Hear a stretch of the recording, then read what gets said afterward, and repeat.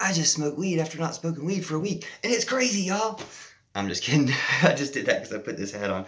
And I didn't put this hat on to represent my mental state as much as, whew, because it's cold outside. I almost slipped a couple times on the ice.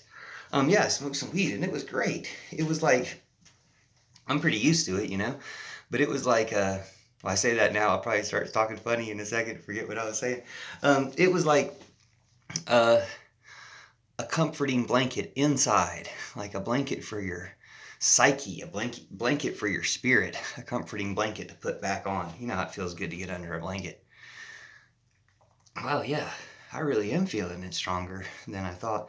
I mean, literally, it's been like 2 minutes since I came inside and turned the phone on since I was out, and I picked like the biggest bud in the jar, took the tip of it off, pushed the whole thing in there like I'm old school, and because I figured the tip was somehow, the tip of the biggest bud would be the strongest part. Oh my gosh. Cherry Diesel is the strain, and it's 21.4% THC. Only $80 an ounce. That's after taxes, like 90 or 100 with a tip. I go to the Live Well store. It's really good. LIVWELO. Anyway, they've always been good. They're just consistent, and the people are real nice. And that might be the case at other stores, but I don't know because I don't go. Wow, it's so nice to have a weed store. Makes me want to sing a little bit of my song, the Foxen song, Blazing to You. Can I remember how it goes? No, if it comes to me, I will. Anyway, I meant to report. I wasn't here to sing something that I knew from before. I was report the fresh feelings I'm having now. And man, weed is great. If I didn't say before, thanks to everybody for making weed. Well, I said before, thanks to everybody for making weed legal. Unthanks, no thanks, whatever. Like, let's thank people for other things so that they come around to our side who've tried to keep weed illegal all this time. No hostility towards them right now, high as can be. But which is why it's good for society. Like you don't want an angry society. Let people have weed and find creative solutions to problems. So if we can get people in other states like Georgia, where I'm from Oz, the future. I'll have to tell you that another time. Stay tuned. But yeah, I grew up in Georgia a lot, and it's still illegal there, like in a lot of places in America. So I was really happy to get back to Denver, and back in Colorado, I cheered, back to where weed is legal, back to the future, back to the way things should be, or back to the past. I mean, it's only been illegal for like 80 years or something. It's just big jerks made it this way.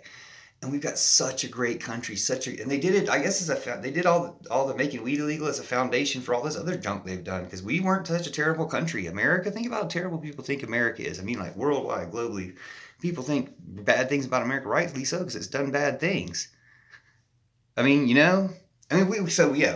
did bad things in the past too. Slavery is a bad thing, but this arc of bad things that I'm talking about, as far as America's position in the world, it did have something to do with legalizing weed when I think about it, making it illegal or cutting it off. I guess that's why I feel like I had this revelation, never thought about this before, because it'll always make you think about something you never thought about before. But this is like a bigger thing I hadn't thought about before because, like I said, I don't usually spend a week without smoking weed. And it's like, for a society, they're like, you didn't even know. Lots of these people don't even know what it feels like, don't even know how good it is. And they've been kept from it. But it's like your soul knows. Like, we all get reincarnated, right? So you knew from the past, like your soul knows. That's why it's like a comforting blanket for your soul. Coming up on 420 here on the thing. Happy 420, love you forever. Blaze it. Thanks, weed fairies. That's what I was going to say. Thanks, weed fairies, wherever you are. Well, you're in Colorado, heavy. Thank you so much. But you're everywhere.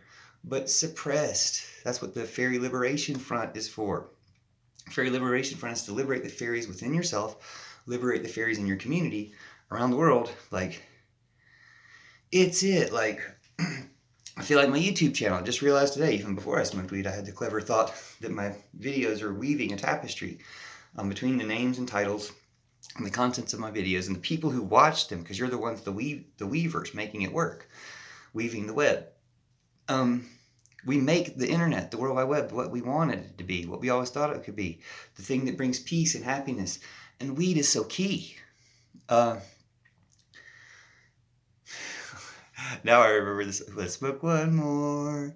It's fun, huh? I could not smoke one more right now. I just need to calm down, take some breaths, play some video games.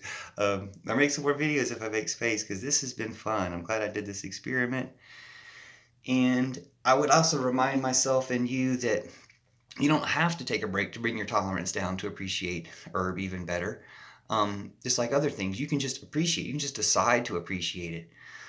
But wow, I kind of maybe overdid it a little bit. I mean, just to go like that from a baseline, like I was thinking before I started making this because it is kicking in as you can tell. I was thinking before I started making this, like, well, I think this way all the time anyway.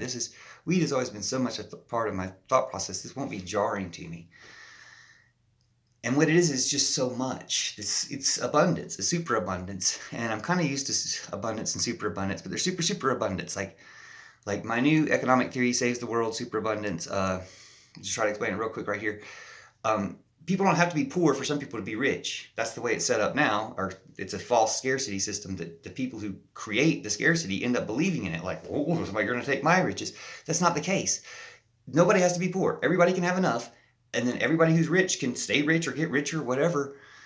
And everybody who's got enough can get rich too if they want, if that's what they're into. But everybody can have enough is the key. So I'm running out of time on here, but that's superabundance.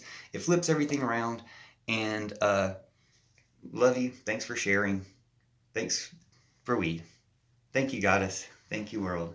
Thank you, everyone.